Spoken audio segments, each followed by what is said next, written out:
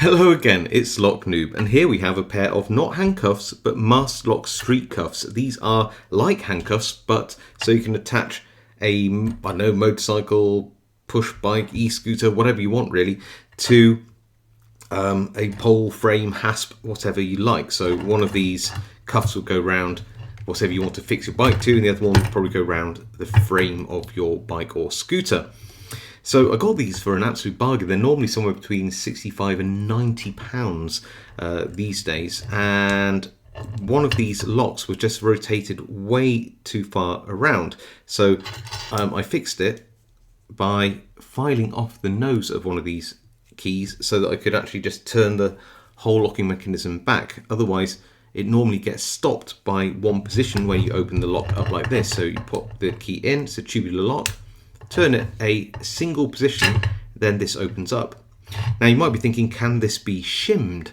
And the answer is no, it can't be shimmed. There's actually a really nice blocking mechanism inside here. And if you go watch Bosnian Bill's video on this from a few years back, you'll see, because he takes this apart, how this lock actually works. And it's not too bad.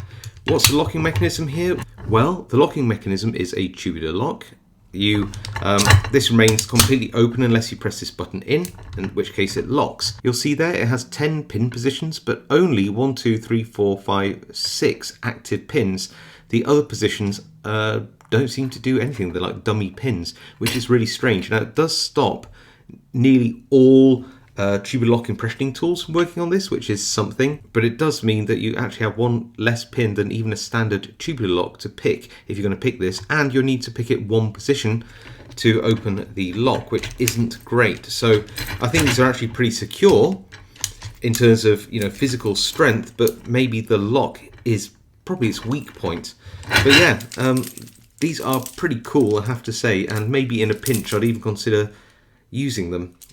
But yeah, you can't use them as handcuffs, by the way. Just look how wide, I've got relatively big hands, look how wide these cuffs are. You're not going to cuff anybody unless you've got giant wrists with these, although they are really tough, I have to say. So how can we pick this lock? Well, I suppose if you had a compatible 10-pin tubular lock pick, self-impressioning tool, then you might be able to do that, but I don't have one of those. I think maybe the Peterson one is the only one I know, and that's really expensive.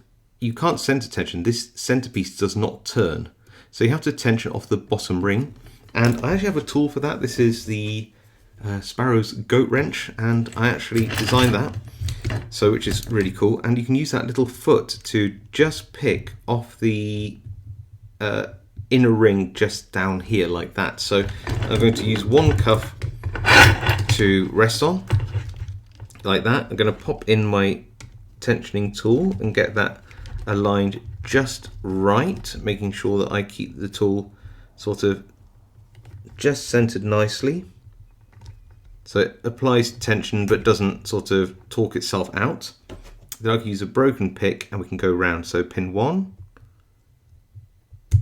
little click. Anything on 2? No. 3 is a dummy pin. 4, little click. Nothing on 5 is a dummy pin. 6, that felt good. Nothing on 7 is a dummy pin. 8, 9, 10 is a dummy pin.